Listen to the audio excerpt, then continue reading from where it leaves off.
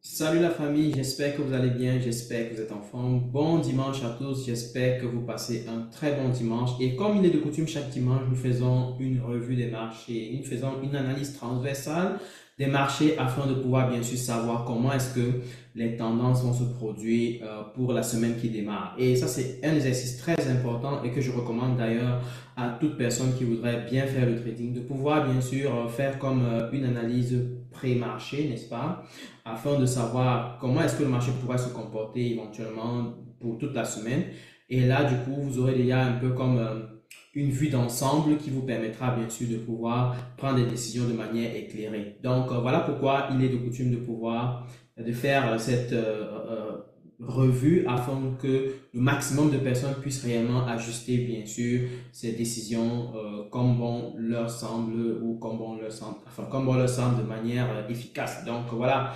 Donc du coup, la semaine dernière, on a eu beaucoup d'annonces concernant principalement l'inflation du côté des États-Unis, le taux d'intérêt du côté de la Banque centrale européenne et même de la Banque centrale canadienne. Donc c'était pas mal d'annonces et de manière des annonces assez importantes qui ont meublé réellement des mouvements qu'on a pu voir sur les marchés tout au long de la semaine. Déjà, par exemple, du côté des indices, quand on voit les indices de Nasdaq, le DAX, n'est-ce pas, le US 30, on a eu des grosses hausses, mais aussi des très grosses chutes de fin de semaine qui étaient plutôt assez inquiétants, assez hallucinants, on va dire, ou alors assez surprises, n'est-ce pas? Donc, c'était des hausses surprises. Donc, du coup, on se pose bien la question de savoir est-ce que ça reste une correction ou alors les indices vont commencer à chuter dès ce moment-ci? Ça, c'est une bonne question.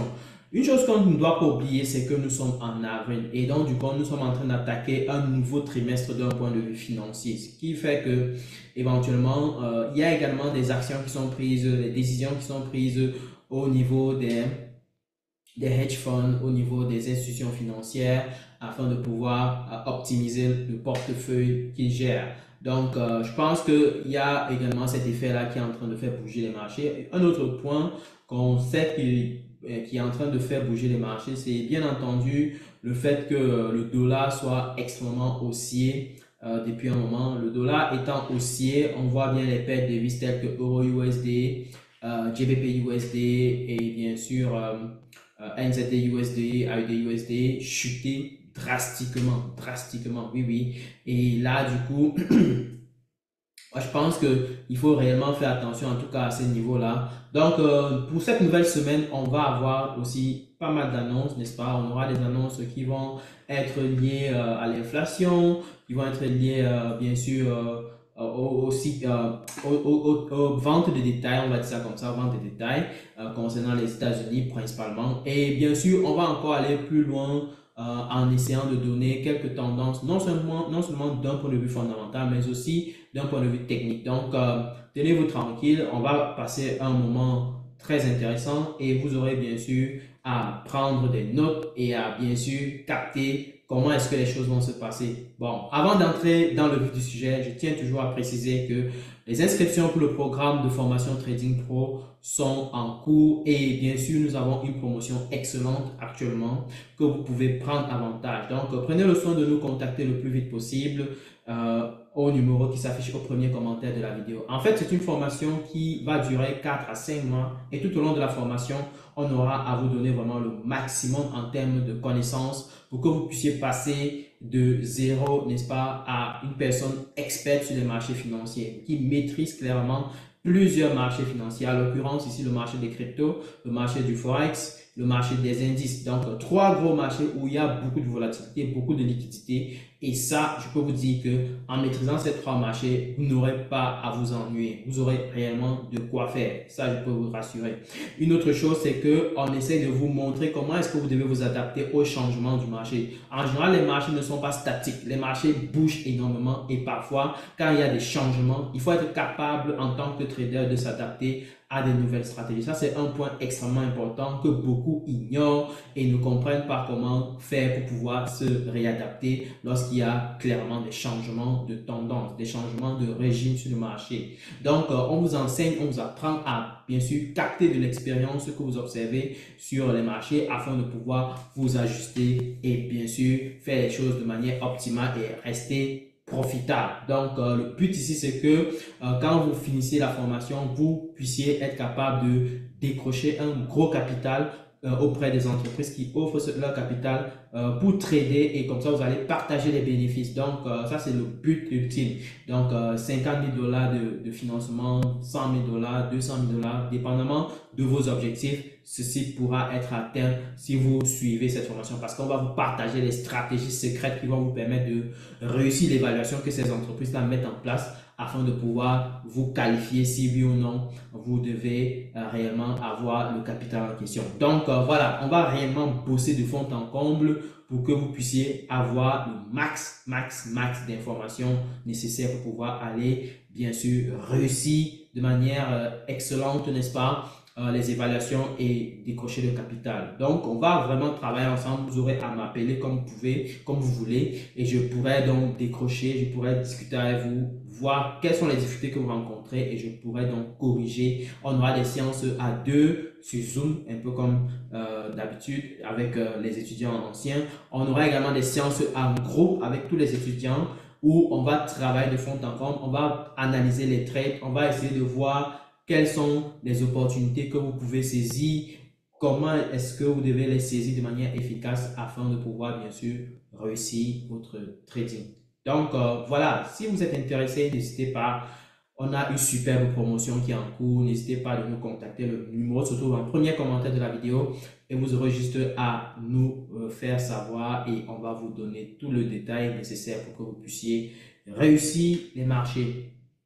Alors, donc, revenons donc au vif du sujet. Je disais tantôt que nous avons une nouvelle semaine qui va bien sûr être bondée d'annonces également. Annonce ici à fort potentiel de faire bouger les marchés. Donc là, je partage mon écran et nous sommes sur la plateforme Forex Factory. Forex Factory est la plateforme qui nous donne le calendrier économique de la semaine. Donc, sur la base de ce calendrier-là, on peut se projeter, on peut faire quelques projections afin de pouvoir savoir comment est-ce que le marché va se comporter, quelles sont les grandes tendances qui vont se produire et comment est-ce que nous, on va se comporter de manière efficace. Donc, ici, pour la journée déjà de dimanche, on n'a pas d'annonce à fort impact, donc c'est du vide. Donc, du coup, on va directement passer à la journée de lundi. Donc, lundi, le 15 avril, on aura des annonces déjà qui démarrent avec le dollar américain. Donc, on aura les ventes de détail, le Core Retail Sale et bien sûr le Empire State Manufacturing Index, donc l'indice qui mesure l'activité économique dans le secteur manufacturier. Et bien entendu, on aura les Retail Sales Monthly. Donc, globalement parlant, lorsqu'on regarde les Retail Sales déjà d'entrée de jeu, on va avoir une légère hausse quand on regarde le Core Retail Sale, mais on va avoir une légère baisse lorsqu'on regarde à l'échelle globale. La question, c'est de savoir qu'est-ce qui va finalement prédominer. Est-ce que c'est la hausse ou c'est la baisse? Il y a des chances que c'est finalement la hausse parce que la tendance principale, la pression principale qui domine actuellement, c'est la hausse. Donc, malgré le fait que on ait un chiffre global de retail, c'est la mensuelle qui soit légèrement en baisse, éventuellement le core retail c'est pourrait dominer. Donc, on peut voir un dollar qui continue sa hausse de manière fulgurante. D'autant plus que le Empire State Manufacturing Index, qui est en fait l'indice de l'activité économique dans le secteur manufacturier, pourrait passer de -20 à -5, qui fait une hausse substantielle. Ok, donc on a une hausse substantielle, ça traduit le fait que on pourrait réellement avoir une hausse du dollar dès lundi. Donc attention au fait que le dollar puisse ascensionner davantage dès le début de la semaine. Il faudra réellement être vigilant. Donc voilà, ça c'est pour lundi. Mardi, qu'est-ce qu'on aura? Mardi, on aura l'annonce sur le GBP, n'est-ce pas? Donc le pound britannique. Et c'est le Clement Count Change qui va être publié, donc les déclarations de chômage du côté de l'Angleterre. Et on pourrait avoir une hausse de déclaration de chômage. Donc, on passe de 16 800 à 17 200. Donc, ce qui est une hausse substantielle. Donc, on a une hausse pareille, ça traduit le fait que on pourrait avoir bien sûr une baisse du pound britannique. La question, c'est de savoir si on va réellement expérimenter ça. On va voir de près comment est-ce que les choses vont se comporter. Donc, suivez bien la potentielle baisse du pound britannique. Mais le même jour, on aura bien sûr les annonces sur le taux d'inflation du côté du Canada. Donc, ouais, CPI monthly, median CPI here over here et trim CPI here over here. Donc, ce qu'on regarde, le principal qu'on regarde, c'est le median CPI here over here. Donc, il se trouve que en ce qui concerne le median CPI here over here, donc l'inflation annuelle médiane, n'est-ce pas? Alors, on pourrait avoir une légère baisse passant de 3,1 à 3%. Si on a une baisse comme ça va éventuellement contribuer à ce que le dollar canadien expérimente une baisse. Depuis un moment, on a vu quand même le dollar canadien continuer dans une tendance baissière. Donc, il y a des chances que avec cette pression qui est naturelle aussi, on ait encore davantage de pression baissière sur le dollar canadien. Donc, je dirais tout simplement de suivre de près la tendance baissière sur le dollar canadien qui a des chances réelles de se produire. Voilà, donc ça c'est pour le dollar canadien. Ensuite, on aura également les discours des gouverneurs des banques centrales. Plusieurs banques centrales vont publier un discours via leur gouverneur. À l'occurrence ici, la Banque d'Angleterre, n'est-ce pas, la Banque du Canada et bien sûr la Fed du côté des États-Unis. Bien entendu, à la fin de la journée, on aura l'annonce sur le taux d'inflation trimestriel du côté de la Nouvelle-Zélande. Ok, donc, et pour le taux d'inflation trimestriel, on anticipe une légère hausse passant de 0,5% à 0,6%. Et s'il y a une hausse pareille, on risque d'avoir le dollar néo-zélandais qui expérimente une hausse. Donc, à nous de suivre bien sûr la potentielle hausse du dollar néo-zélandais. Donc, ça risque de se produire et voilà, il faut être en alerte. Alors, pour la journée de mercredi, on aura les annonces sur le taux d'inflation, mais plutôt du côté de l'Angleterre. Donc, on voit bien CPI here over here. Donc, il se trouve que on pourrait expérimenter une légère baisse, n'est-ce pas? Contrairement à ce qu'on a bien pu voir du côté des États-Unis, donc beaucoup anticipent une légère baisse de l'inflation, passant de 3,4% à 3,1%. Si on arrive au 3,1%, ce serait quand même impressionnant parce que l'Angleterre avait connu une inflation assez importante il y a quelques mois, très très importante comparée aux États-Unis. Et justement, on voit que l'Angleterre a rattrapé en termes de baisse les États-Unis et on se retrouve autour de 3,1 potentiel ou alors à 3,4 s'il faut considérer les chiffres du mois passé. Donc, qui fait que l'Angleterre est quitté quasiment de 9-10% en termes d'inflation pour arriver à 3,4%. C'est énormissime. C'est vraiment significatif. Donc, du coup, une telle potentielle baisse passant de 3,4 à 3,1 pourrait se traduire par quoi? Par une légère baisse, n'est-ce pas, du pound britannique. Donc, surveillons de près la baisse potentielle du pound britannique. Alors, même journée, la journée de mercredi, on aura principalement le unemployment change, unemployment rate pour l'Australie, donc du côté de l'Australie.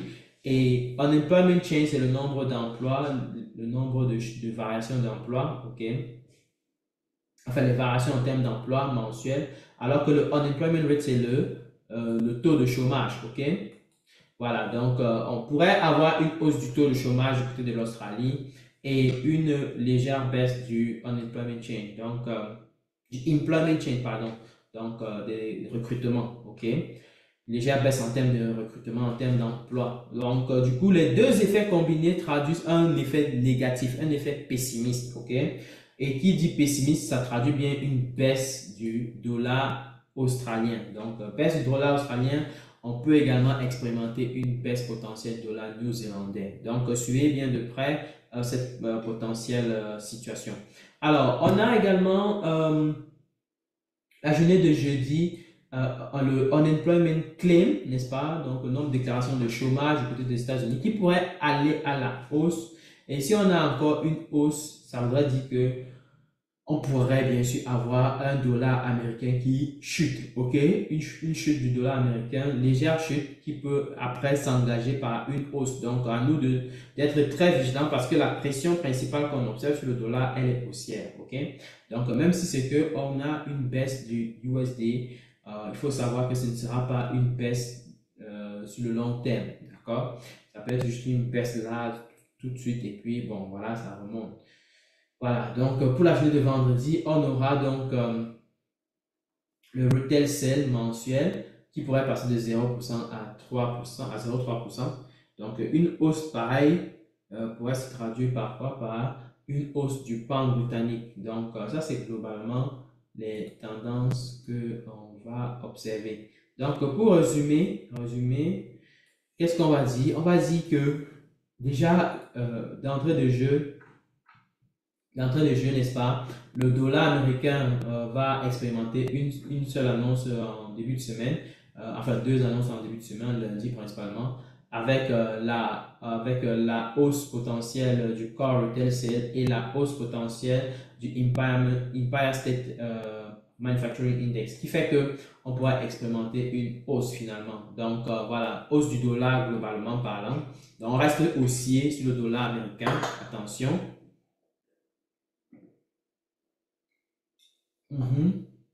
Donc, on reste haussier sur le dollar américain et donc du coup, pour les paires de devises qu'on traite, il faut savoir que si on est coté en USD, n'est-ce pas?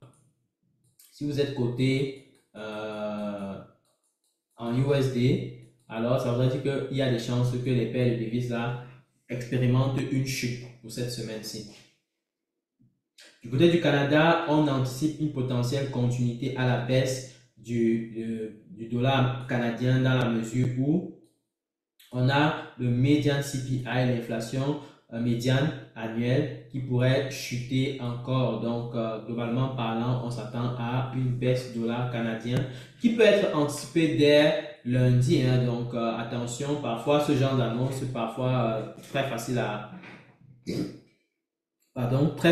prédire, pourrait être facilement prédictible, pourrait être facilement anticipé, je voudrais dire, sur les marchés financiers. C'est-à-dire quelqu'un qui maîtrise un peu plus les annonces sur l'inflation peut facilement déjà aller dire, bon, ok, sachant que le dollar va baisser, il faut que je cherche un point d'entrée direct pour pouvoir attaquer des hausses sur, par exemple, le USD4,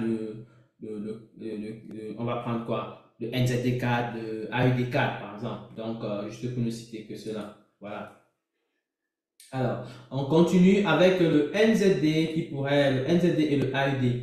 NZD par contre pourrait expérimenter une légère hausse, n'est-ce pas? Une légère hausse si finalement l'inflation sera à la hausse. Mais attention avec l'annonce sur le unemployment rate du côté de l'Australie qui pourrait bien sûr traduire le fait que on ait une baisse, n'est-ce pas? Si on a beaucoup de chômage du côté de l'Australie, les chiffres publiés sont à la hausse, on pourrait avoir une baisse du dollar australien et donc une baisse du dollar néo-zélandais. Donc, globalement parlant, on s'attend principalement à une hausse du dollar américain, n'est-ce pas? Dollar canadien, on pourrait expérimenter une baisse. Le dollar australien, n'est-ce pas? AUD, une baisse. Dollar néo-zélandais, NZD,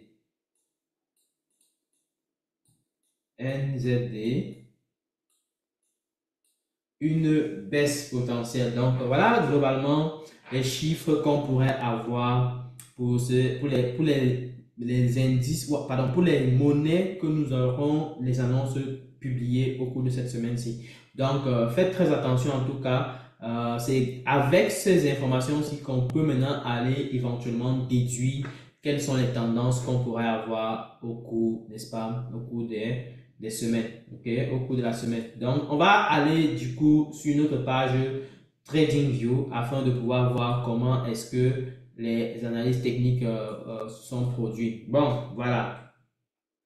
Donc, du coup, là, on est sur TradingView. On va essayer de faire une analyse toujours transversale comme ça sur les tendances, sur les paires de devises, sur les monnaies et bien sûr sur les indices et les cryptos. Donc, on va dégager un peu les tendances de manière globale afin que chacun puisse faire son opinion, n'est-ce pas, sur ce qu'il va trader. Et là, on aura fait notre job. Donc, la famille, jusqu'ici, je vous aide là jusqu'ici. Prenez le soin de liker, prenez le soin de partager. C'est très encourageant, n'est-ce pas? Prenez le soin de nous dire en commentaire ce que vous en pensez. Si vous avez des questions, n'hésitez pas de les poser en commentaire. Donc, ça permet aussi de pouvoir apporter un peu plus de lumière sur des choses que nous sommes passés parfois très vite. Faire une vidéo, parfois, ça demande d'être assez précis, parfois assez résumé.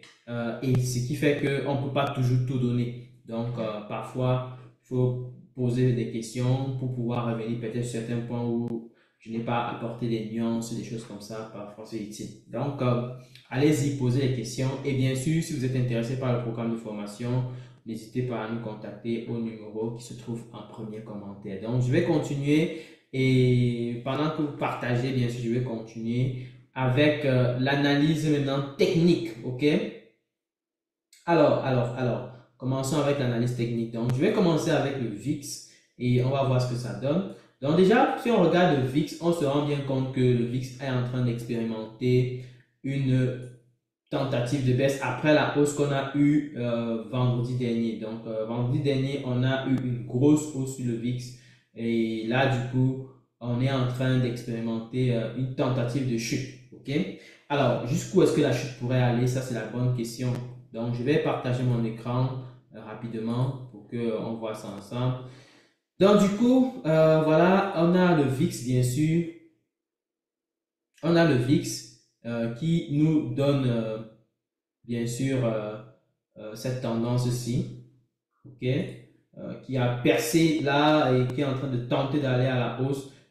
Éventuellement, on peut tourner ici en rond avant de continuer, qui sait, sinon on peut revenir vers le bas. Donc, mais déjà, je vois quand même qu'il y aura un surplace qui va se créer, donc une incertitude, on va dire ça comme ça, qui va potentiellement se créer. Mais le fait que le VIX aille à la hausse comme ça, en général, ça contribue massivement à ce que les indices chutent. Ok, donc il faut s'attendre à ça potentiellement. Si c'est qu'on ne chute pas trop vite et qu'on commence à tituber trop ici là, sachez qu'on risque d'avoir encore une autre séquence de hausse. Donc, et là, du coup, il faudrait éventuellement anticiper la situation. Donc, voilà. Du coup, on va rester quand même sur cette démarche-là qui dit que le VIX pourrait rester en mode surplace et s'il y a du surplace, forcément les indices vont un peu faire du surplace également. Donc, mais encore une fois, je reste purement haussier sur les indices et je reste pour le moment encore haussier sur les indices malgré les chutes qu'on a eues pendant la semaine dernière. Ok? Alors, pour ce qui est du DXY, on a dit tantôt que le dollar américain va continuer sa tendance haussière. Donc, comment est-ce qu'il pourrait continuer ça? Moi, je dis que il pourrait éventuellement faire une correction avant d'engager la hausse. Donc, c'est à nous maintenant de voir comment cette correction-là est engagée. Donc, est-ce qu'il va engager une correction profonde avant d'engager la hausse ou alors il va juste directement aller à la hausse sans plus tarder? C'est la question qu'on se pose. Maintenant, c'est à nous de, de surveiller bien les marchés et de voir qu'est-ce que ça va donner. D'accord? Donc, principalement, la tendance reste haussière sur le dollar américain. Pour ce qui est du yen japonais, on dit que je pense que la tendance sera baissière. Justement, on avait anticipé la baisse du yen japonais, ça je vous l'ai dit depuis la semaine dernière. Donc, pour ceux qui ont tradé la baisse du yen japonais, vous savez que vous êtes gagnant. Donc, félicitations en tout cas à ceux qui ont pu prendre avec succès. Voilà. Mais je pense que ça va continuer, ça va encore continuer. Et on pourrait encore avoir le GBP JPY par exemple qui monte en puissance, le USD JPY qui monte en puissance.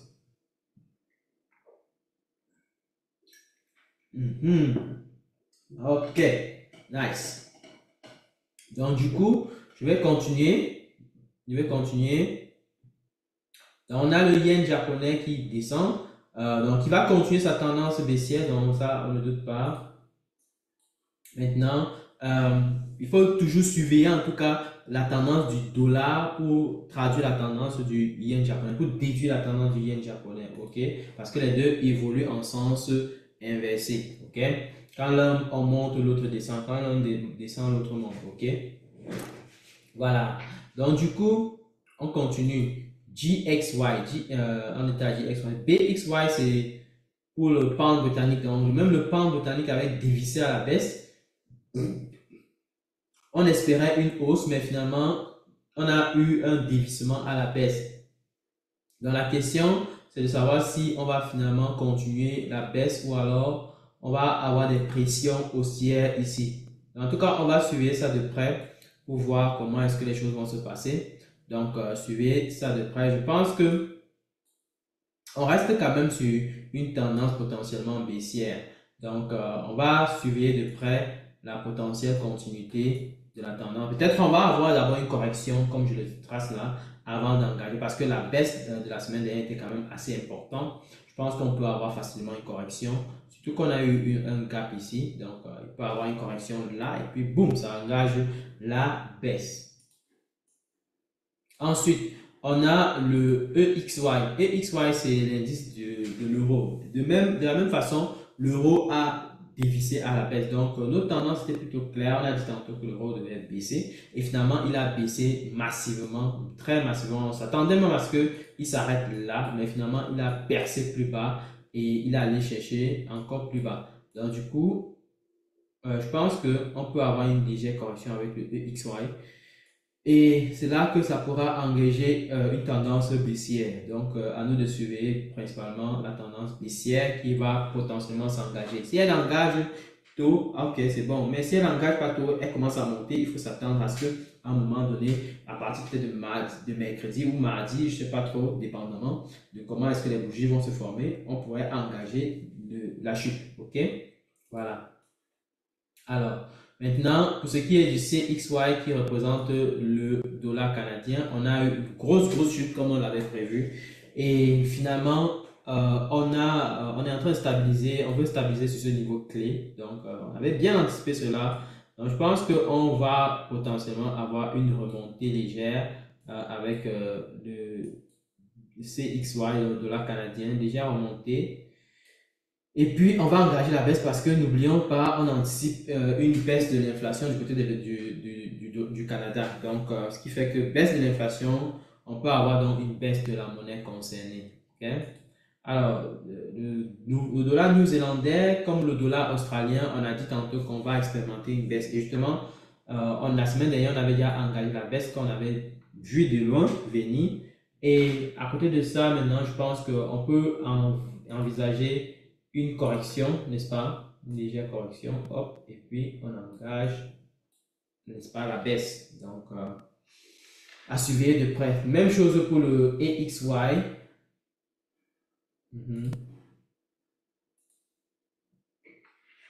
EXY, donc l'indice du dollar australien. Donc, il se trouve que on a bel et bien chuté tel qu'on avait envisagé et je pense que on peut aller chercher une correction au niveau des 65,28 et là, une fois qu'on est là-bas, on peut facilement effectuer la vente. Ok, donc, je m'attends à une vente qui peut venir dès ici, donc une chute du prix qui peut aller de là. Donc, voilà. En tout cas, les tendances restent baissières donc, pour la majorité des paires de devises, sauf le dollar qui pourrait continuer sa tendance haussière. Voilà pour faire un résumé simpliste.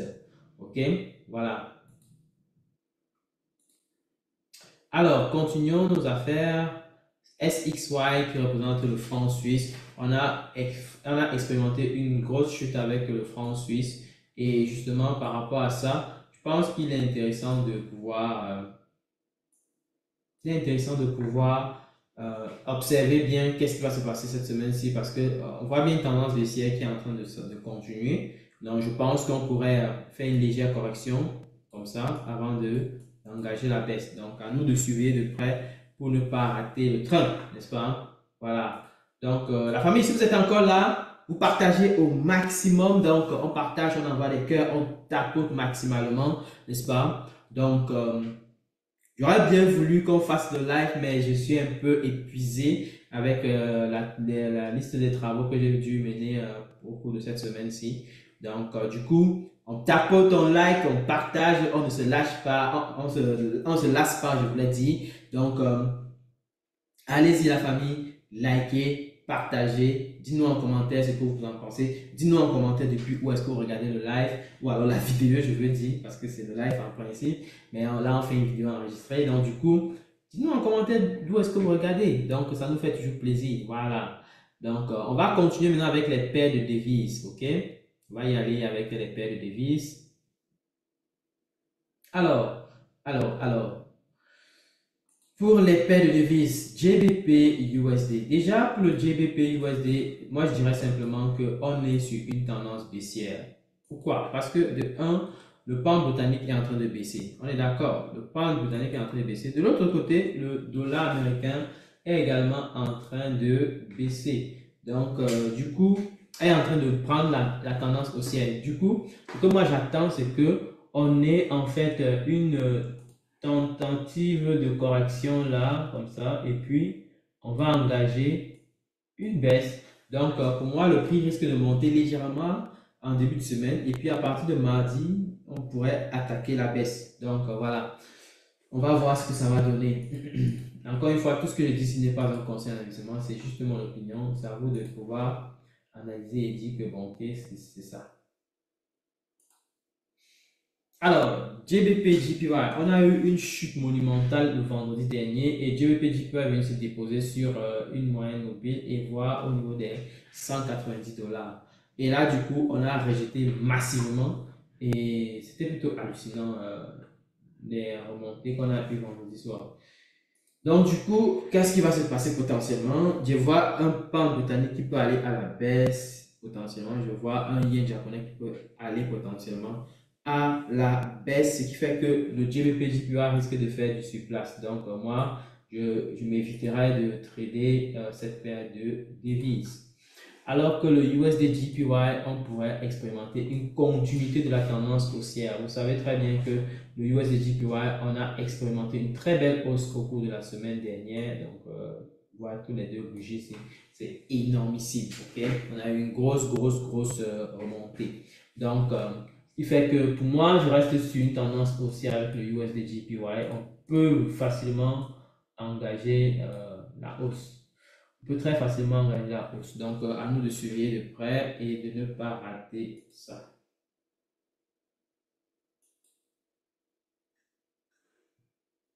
Alors, NZD USD. NZD USD, on a d'un côté le NZD qui est en train de chuter potentiellement, le USD qui est en train de chuter aussi. Donc, qui fait que le NZD USD, on peut avoir un peu de surplace, ok? Donc, on risque d'avoir un peu de surplace. Mais encore une fois, s'il faut trader quoi que ce soit, moi, je pense que c'est la tendance baissière qu'il faut suivre parce qu'en réalité, on a brisé l'intention d'aller à la hausse ici. On a brisé ça avec les deux bougies ici. Okay? Donc, ce qui fait qu'on peut avoir une correction comme ça, tac, tac, tac, et puis on descend brutalement encore. Donc, à nous de suivre de près pour pouvoir bien sûr prendre l'avantage du marché. Okay? On a également le AUD USD qui présente quasiment le même schéma et qui fait que on comprend que on pourrait en fait avec le AUD USD faire soit du surplace dans le prix qui va osciller dans les zones ci. Donc on a le prix qui va circuler dans les zones. Sinon, on peut avoir une correction, n'est-ce pas? Une correction qui va et finalement se finir avec une belle chute. C'est ça. OK? Voilà. Alors, GBP NZD. GBP NZD, on a le pound britannique qui pourrait aller à la baisse et le NZD qui pourrait aller à la baisse. Donc, qui fait qu'on pourrait avoir du surplace ici. Ça, c'est pas du bon. Ça ne sent pas du bon avec les GBP. OK? On voit bien qu'on est positionné sur un bon niveau clé, mais il y a des arguments qui montrent qu'on peut également avoir du surplace sur le marché. Donc, il faut être maximalement prudent. Alors, pour GBP AUD, c'est un peu net, c'est un peu comme GBP NZD, ce sont des frères et sœurs. Donc, du coup, on va toujours avoir le range qui va se produire. Sinon, tendance purement baissière. Alors, USD CHF, on est en train de percer massivement et on voit bien que le USD CHF n'avait pas encore fini son parcours et je pense qu'on était sous la pluie. Et donc, du coup, on pourrait éventuellement avoir une continuité à la hausse du USD-CHF. Vous voyez bien qu'on là, on a fait une jolie pullback. On peut facilement continuer à la hausse avec USD-CHF. Pour GBP-CHF, par contre,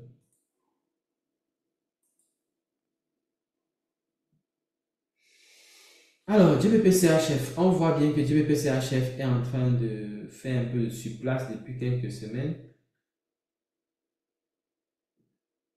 Donc,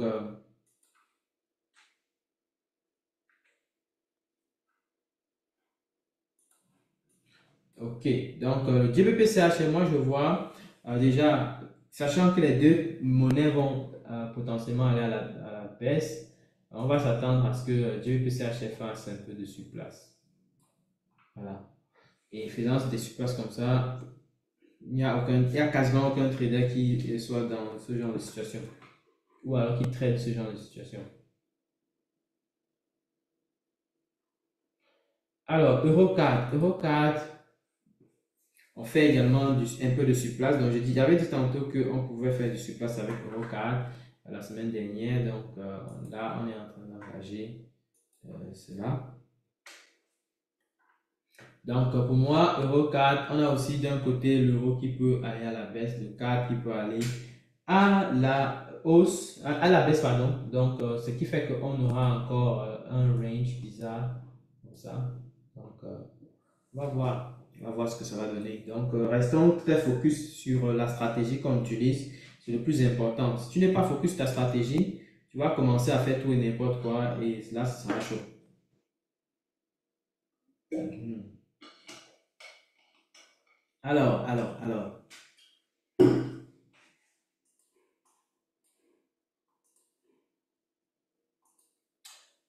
Ok, donc allons-y avec les indices. Les indices, on a eu on a eu des tentatives de remontée. Donc, vous voyez que, par exemple, le DAX, là, on est sur le DAX 30, ok, parce qu'il y a le DAX 30, il y a le DAX 40, dépendamment du broker que tu utilises, tu pourras avoir accès à l'un des deux, ok. Donc, pas les deux à la fois, mais l'un des deux, ok. Alors, du coup, qu'est-ce qui se passe sur le DAX? Le DAX a expérimenté une tentative de hausse la journée de jeudi dernier. C'était plutôt très positif, très optimiste. Mais finalement, on a eu un gros changement de tendance à la journée de vendredi. C'était impressionnant, ça il faut le dire, parce que on a eu des chutes qui allaient de quoi, qui étaient de l'ordre de plus de 200-300 pips. Donc, par exemple, quitter d'ici à là en bas, c'est 310 pips qu'on a réalisé, quasiment, avec le DAX. Voilà pourquoi il dit que c'était impressionnant de voir un DAX chuter de 300 pips. Waouh! Donc, c'est ça qui était impressionnant, ça qui était hallucinant. Même chose avec le Nasdaq qui a fait quasiment le même phénomène. Donc, regardez, on est parti de très haut, on a chuté massivement. Je dis bien massivement. Regardez, on a chuté de quasiment 375 pips. Si on part du plus haut, parce que au début de la journée vendredi, le prix était là-haut. Donc, qui pouvait imaginer qu'en un coup d'œil comme ça, là, on ait une chute massive.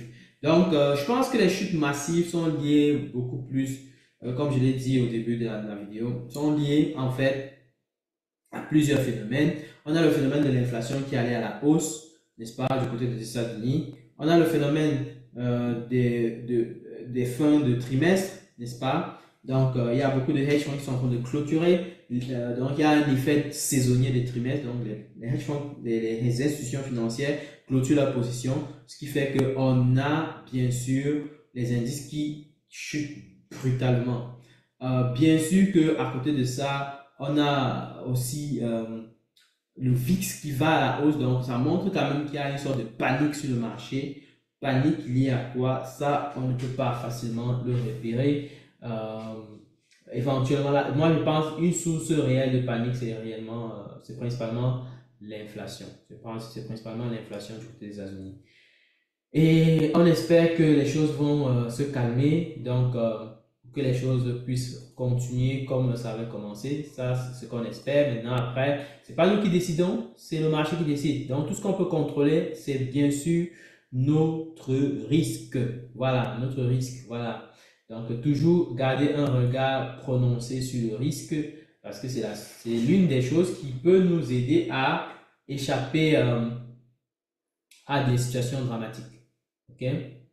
Voilà. Donc du coup, pour le Nasdaq, moi, je pense qu'on peut encore tenter de remonter parce que je reste quand même sur une tendance assez haussière. Le Nasdaq a dû travailler a eu beaucoup d'activités dans cette zone-ci. Donc, vous pouvez le voir par vous-même. On a eu beaucoup d'activités d'achat, n'est-ce pas, sur la zone que j'ai bien représentée là. Donc, ce qui fait que on a des fortes probabilités que le Nasdaq remonte rapidement et va chercher le niveau plus haut qu'il a testé vendredi dernier. Donc, sinon, il peut aller chercher carrément le niveau plus haut qu'il avait testé il n'y a pas longtemps au niveau des 415.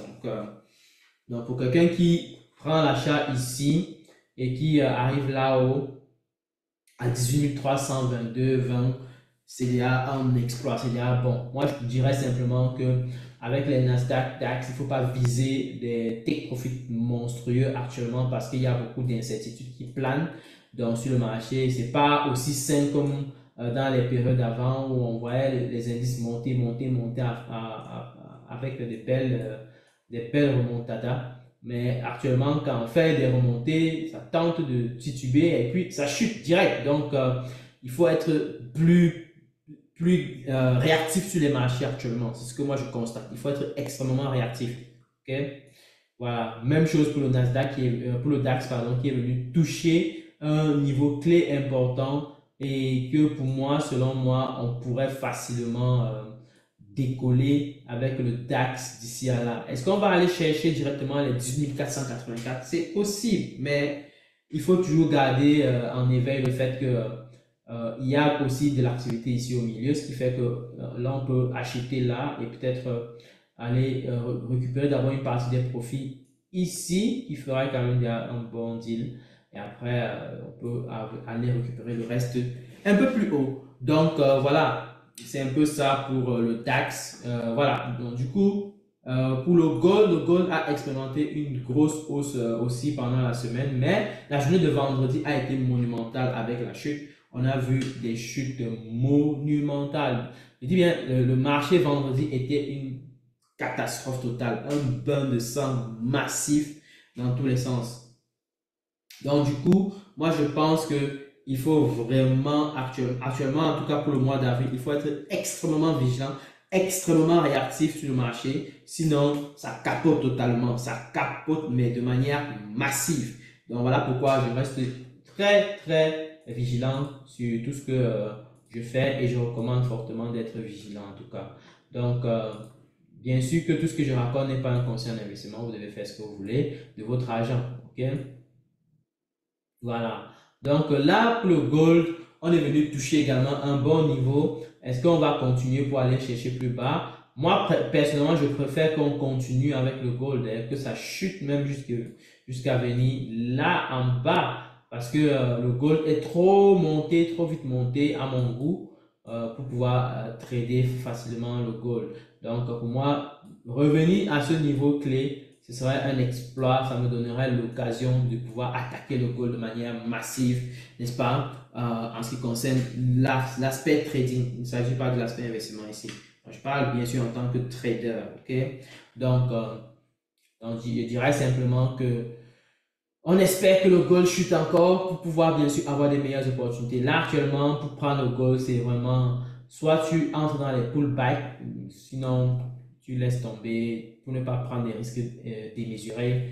Tu laisses tomber et tu attends tout simplement tu attends tout simplement que le prix chute brutalement tel que j'ai recommandé et puis tu peux faire ce que tu veux. Voilà, la famille, likez, partagez, si vous êtes encore là, partagez au maximum pour aider les autres bien sûr nous découvrir, pour permettre bien sûr à ce que cette vidéo prenne de l'ampleur. C'est des vidéos où on partage beaucoup de contenu excellent. Et là, du coup, ça vous permet vraiment d'ouvrir votre esprit, de commencer à analyser de manière efficace et de commencer à, bien sûr, être petit à petit autonome sur les marchés. Ça, c'est important. Alors, on va attaquer la dernière partie de notre vidéo où on va parler un peu des crypto-monnaies. Alors, qu'est-ce qui se passe sur les crypto-monnaies? Il y a un carnage total sur les crypto-monnaies actuellement. Il y a un gros carnage. Un bain de sang massif. Le Bitcoin a chuté partant de 70 000 d'abord pour 65 000 environ, 65 100 ou 200, quelque chose comme ça. On avait atteint les 65 100 à la fin de la journée de vendredi. On a un peu stabilisé au niveau de 67 000. Et qu'est-ce qui s'est passé après? On a tourné en rond la journée de samedi et puis samedi encore, on a chuté brutalement. Je dis bien brutalement. C'était wow. Donc, je pense que avec la chute qu'on a pu avoir sur le Bitcoin, les altcoins ont eu un coup dur, un coup dur. Pire encore, les shitcoins. Donc, vous vous rendez pas compte, c'est énorme ici. Donc, si on regarde par exemple crypto bubble, ok, crypto bubble. Donc, on peut bien voir que les chutes sont hallucinantes, hallucinantes. Donc, on voit des 40%, on voit des 33%, c'est la folie totale sur les marchés. Il y a une grosse folie sur les marchés. Regardez, on a par exemple les PP, moins 38%, banque, moins 46%, c'est wow. Filecoin, moins 35%. On a Gala qui prend moins 31% pour tout le mois, donc c'est wow.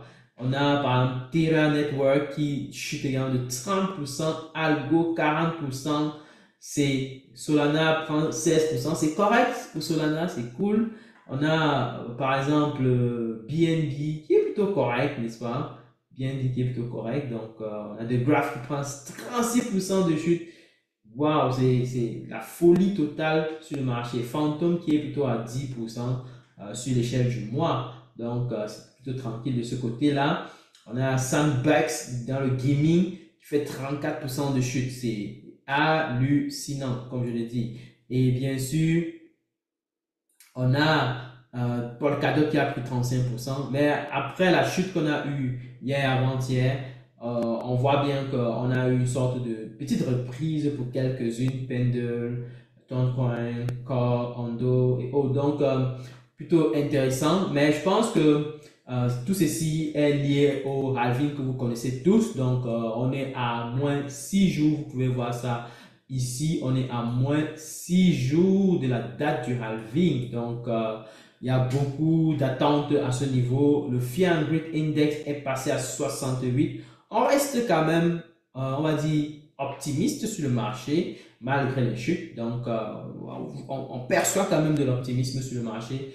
Mais je sais que sur le marché des alts, c'est la folie totale. Vous pouvez bien voir que les chutes ont atteint un niveau exponentiel. Si on va même encore plus loin, parce que les chutes n'ont pas commencé là, si on va sur une échelle peut-être de 2 mois, on va certainement se rendre compte que c'est la folie totale. Donc, je ne vais pas entrer dans ce détail-là pour le moment, mais je dirais simplement que il faut en réalité faire très attention en ce qui concerne, faites très attention en tout cas en ce qui concerne l'équilibrage de votre portefeuille, votre profil en tant que trader, votre profil en tant qu'investisseur principalement. Donc, si vous avez un profil agressif, sachez que vous êtes un peu dans les difficultés assez sérieuses en ces moments-ci. Des chutes sont monumentales, hein.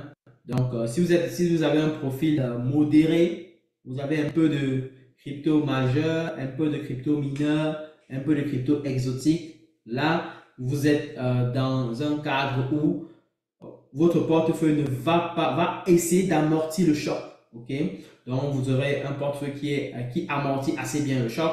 contrairement à quelqu'un qui est extrêmement agressif. Et je sais que beaucoup qui regardent la chaîne sont certainement agressifs parce qu'ils se retrouvent en train d'investir dans les shitcoins, dans les meme coins. Ce que moi, personnellement, je ne recommande pas du tout, du tout, du tout.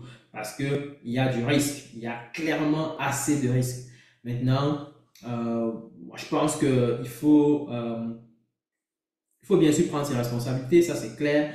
Donc, ça fait que pour toutes les personnes qui s'investissent, ils doivent bien sûr avoir un sens de responsabilité sur les décisions qu'ils ou elles prennent. Voilà, ça c'est ce qui est important. Maintenant, est-ce qu'on espère une remontée ou alors est-ce que c'est le meilleur moment d'acheter? Moi, je pense que tel qu'on est en train de manifester les configurations actuellement sur le Bitcoin, par exemple, on voit bien qu'on est en train de faire une sorte d'accumulation massive. OK?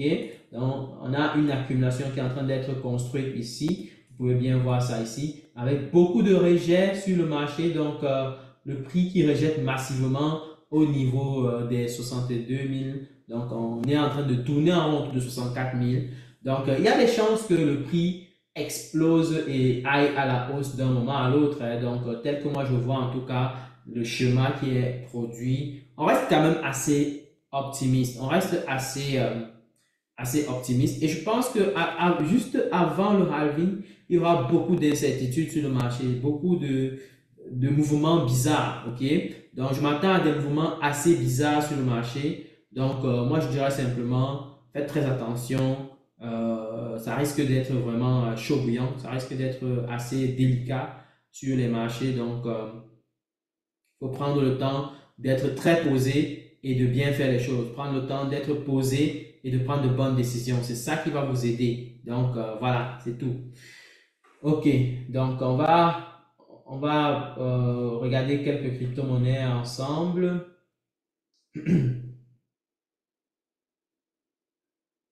On va regarder quelques crypto-monnaies ensemble. J'ai ma souris qui déconne un peu. Là.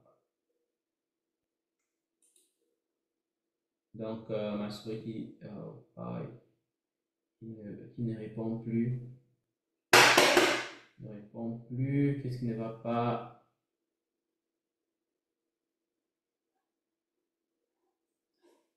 Je sais pas ce qui ne va pas là.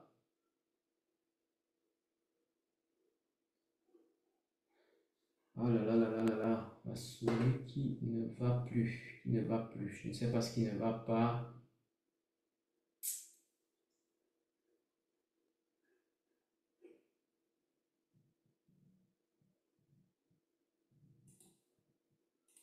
Ok.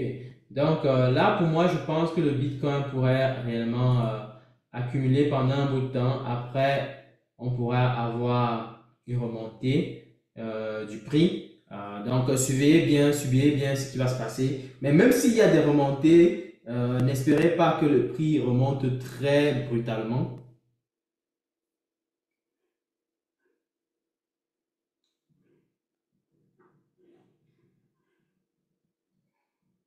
Aïe, aïe, aïe.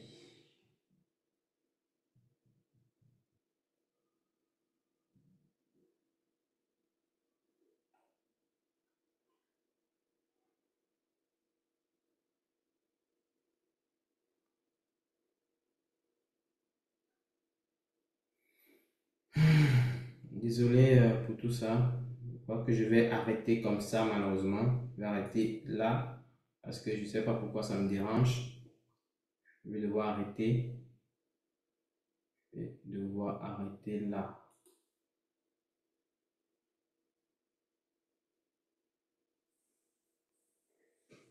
Je vais arrêter le partage d'écran d'abord. On va voir.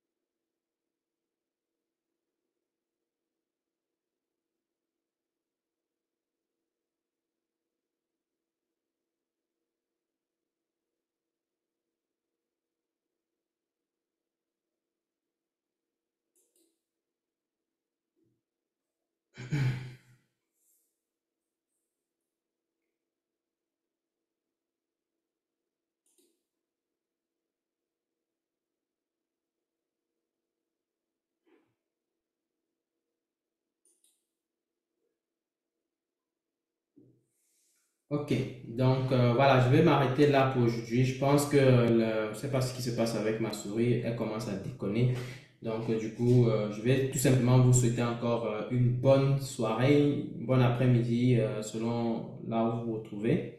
Et je dirais tout simplement, restez vigilants sur les marchés. Le marché des cryptos est en train de cracher. Et je dirais simplement que d'un côté, c'est une mauvaise nouvelle pour certaines personnes qui étaient en position avec des leviers. De l'autre côté, c'est une bonne nouvelle pour les personnes qui attendaient, n'est-ce pas, des positions, des meilleurs prix d'achat pour acheter sur le marché. Donc, pour ceux qui n'avaient pas acheté, c'est l'occasion de bien sûr se positionner. Bien sûr, ce n'est pas un conseil en investissement, vous devez faire ce que vous voulez de votre argent. C'est tout ce qui est important. À côté de ça, maintenant, pour ceux qui se sont fait liquider, moi je dirais tout simplement attention à l'effet de levier parce que l'effet de levier est un couteau à double tranchant. Ok, donc soit c'est que tu gagnes gros, soit c'est que tu perds également gros. Donc vous devez toujours vous rappeler de la perte potentielle que vous pouvez réaliser si jamais vous utilisez le levier et ça vous aidera à être un peu plus mesuré dans vos décisions lorsqu'il s'agit bien sûr de prendre des décisions de la sorte. Donc voilà, ceci étant dit, portez-vous bien. Je vous souhaite une bonne soirée. Partagez au maximum la vidéo. Dites-nous en commentaire ce que vous en pensez.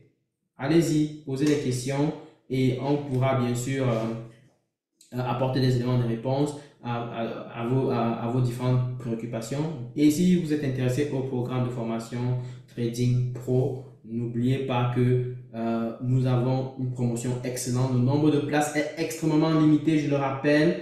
Et donc, du coup, c'est l'occasion pour vous de profiter au maximum et de pouvoir, bien sûr, saisir cette opportunité et qui va vous permettre de passer à une vitesse supérieure en ce qui concerne vos projets de vie, en ce qui concerne le trading, en ce qui concerne, n'est-ce pas, euh,